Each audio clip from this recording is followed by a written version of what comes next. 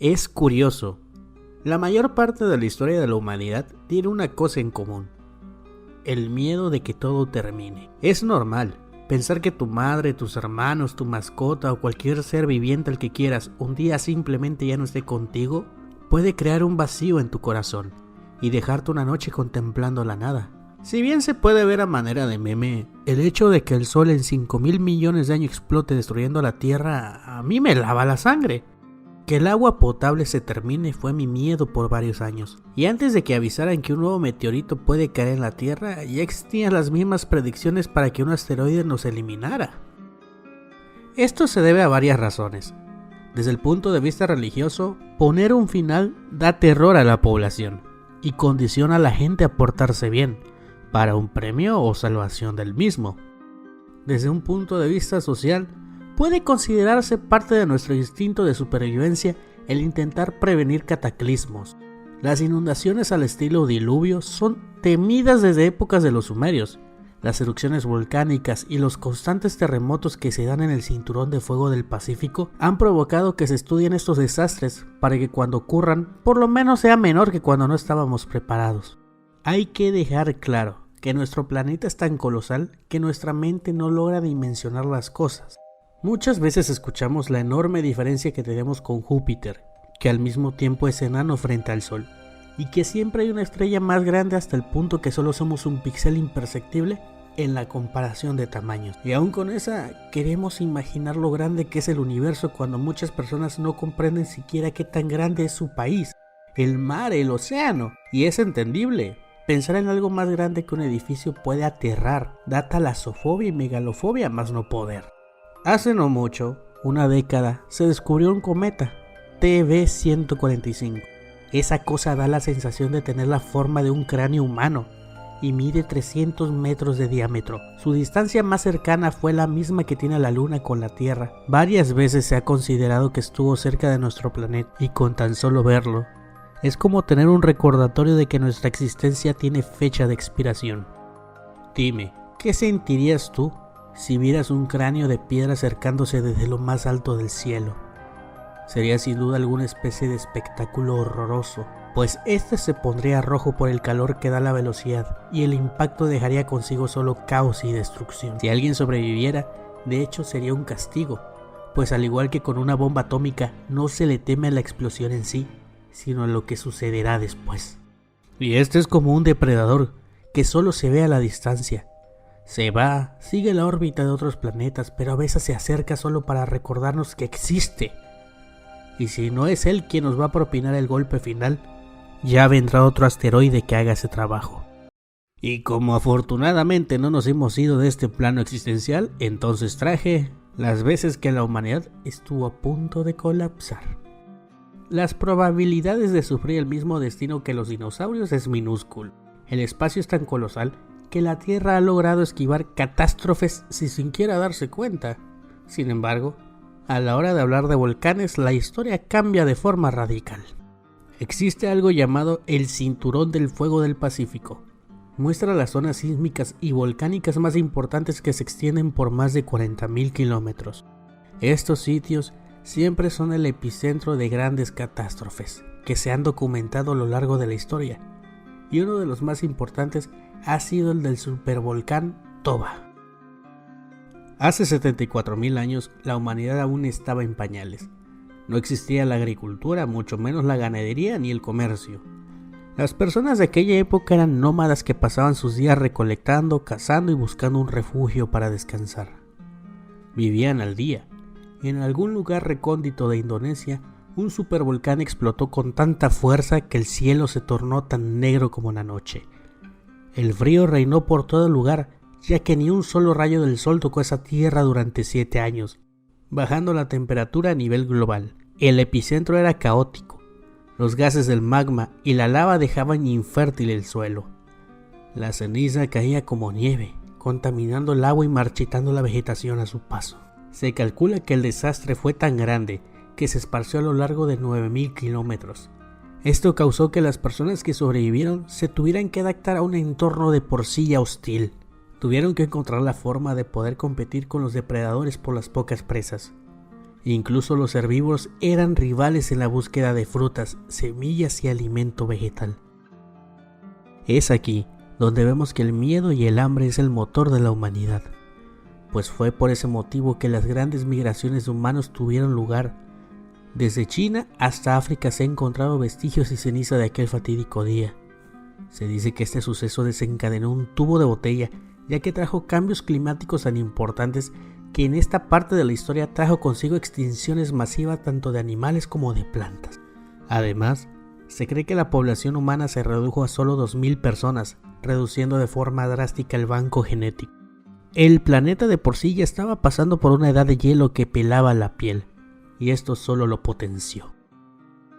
Y a día de hoy, en aquel lugar donde la humanidad pudo perecer, se encuentra un lago volcánico, rodeado de vegetación y repleto de vida.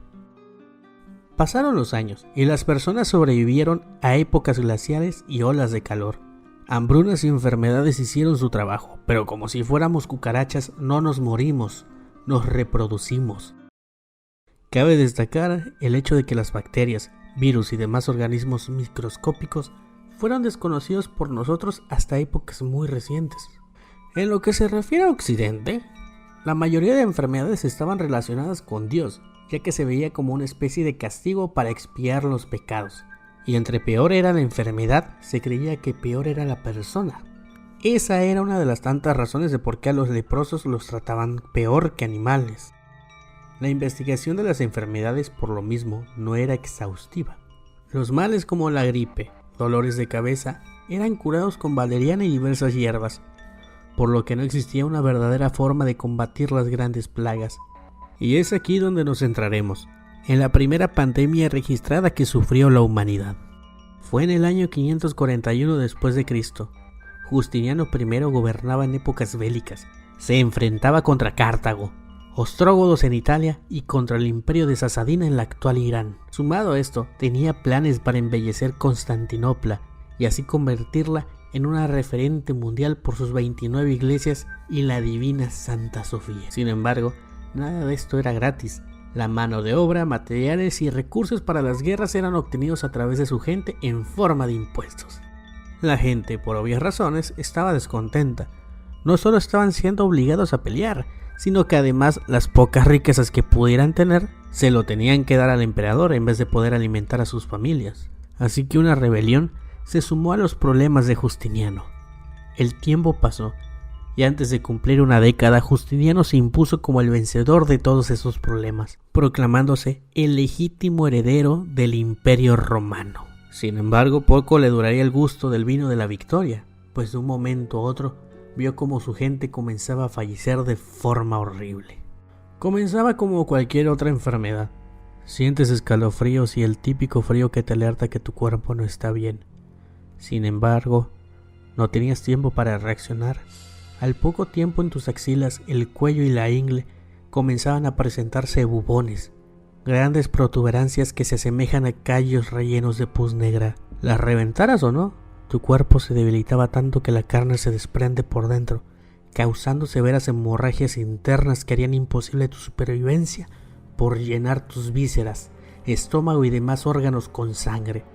Te inundabas a ti mismo. Esto hizo que la gente comenzara a delirar y caminar confundidos por las calles. Era como ver verdaderos zombies. Pero estos no necesitaban morderte. Solo con toser o estar cerca tuyo era suficiente para compartir el amargo destino. Y aun si con esto sobrevivías, tu propio cuerpo se purgaba, lanzando grandes cantidades de vómito y excretando tus órganos. Todo esto en menos de 24 horas. Esto fue repentino. No existía forma de prever algo así, por lo que Justiniano mandó a tomar cementerios privados y rellenarlos hasta el tope. Pero esto no servía de nada. Los cuerpos aumentaban con el pasar de las horas y las calles estaban atiborradas de putrefacción y pestilencia. Y tan solo hace un día, la gente caminaba y comerciaba tranquilamente. Pero ahora solo se escuchaban los sollozos de aquellos que no lograron huir de la ira de Dios. Se abrieron pozos, se cavaron colosales agujeros, pero aún así seguían habiendo excesos de cuerpos sin vida. Incluso llenaron murallas con la carne de los desdichados hasta el punto que caían desde lo más alto, reventando en el proceso. Las consecuencias se tradujeron en la pérdida de todos los recursos conocidos. Para empezar, habían más muertos que vivos, por lo que la mano de obra se volvió más valiosa y se tuvo que pagar más a los obreros para todos los tipos de trabajo. Eso se escucharía como un alivio económico, pero no, eso trajo inflación, pues entre más ganaba la población general, más subían los costes de producción y por ende, las pocas cosas que se podían comerciar aumentaban su valor. Así que un estanco económico comenzó a mermar en la alimentación y la ya de por sí humilde forma de vivir. Los soldados se vieron diezmados por la enfermedad y al poco tiempo comenzaron a perder tanto la moral como personal.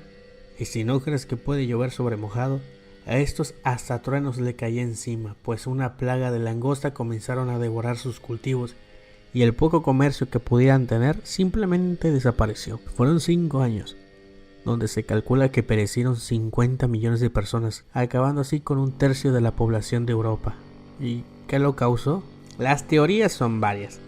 Antes se creía que fue desde África hasta Egipto y pasó por un río.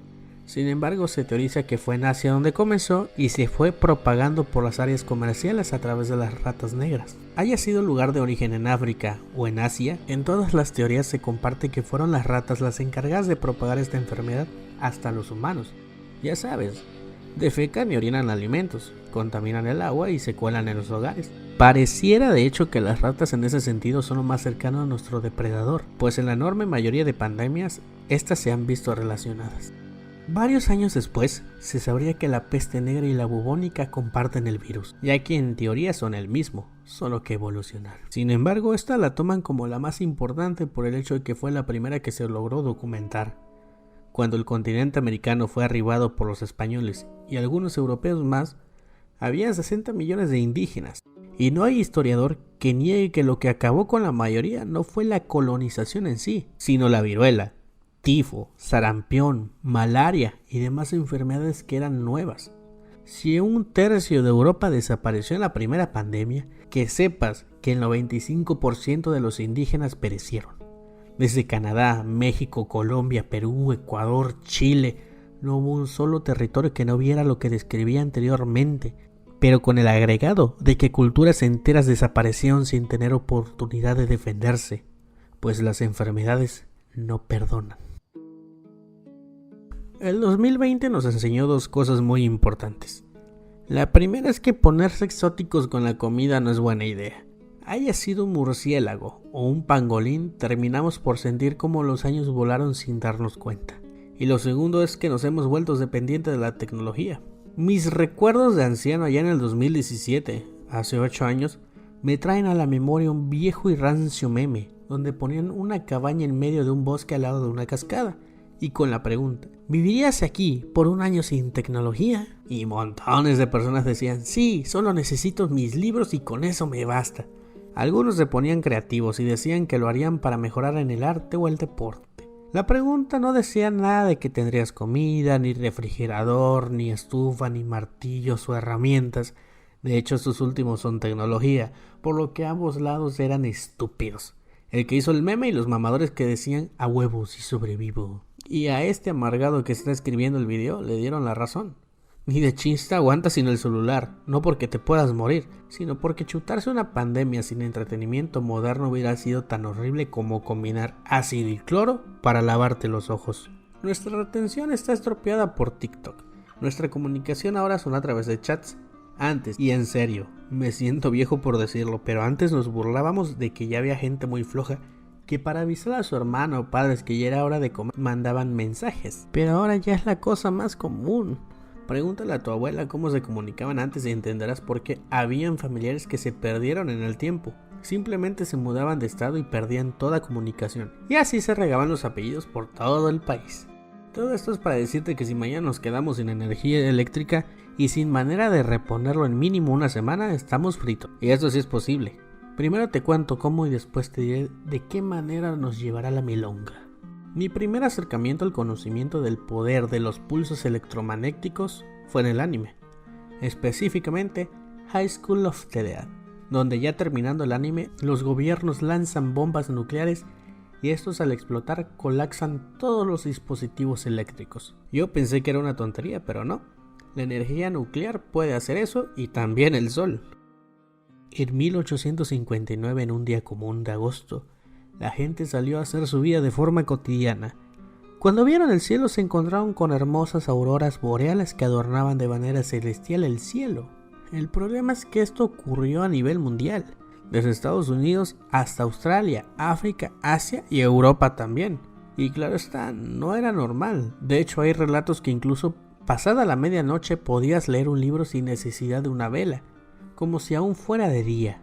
Pero en aquel momento, la electricidad no era tan común. Existía el telégrafo, pero poco más. Y sin embargo, aún así se notaron estragos, incendios y la caída de los sistemas de radio y comunicaciones. Todo esto porque el Sol había lanzado una llamarada con la potencia de 10.000 millones de bombas nucleares, y eso que llegó diluido ese ataque de energía.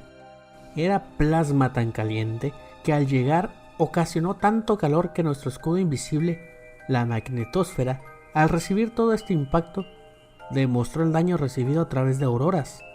Y tú dirás, ¿y esta cosa cómo nos afectará?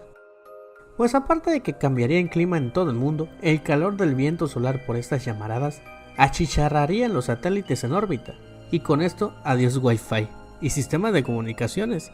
Esto no se traduce en decirle adiós a YouTube ni TikTok, sino que las líneas de teléfonos normales, WhatsApp y los sistemas que usan las fábricas para mandar órdenes a las maquinarias y los sistemas de aviones simplemente dejarían de funcionar. Este es el problema que se vería en segundos. Al pasar los minutos, notarás que el sistema de vehículos automáticos quedarían destrozados.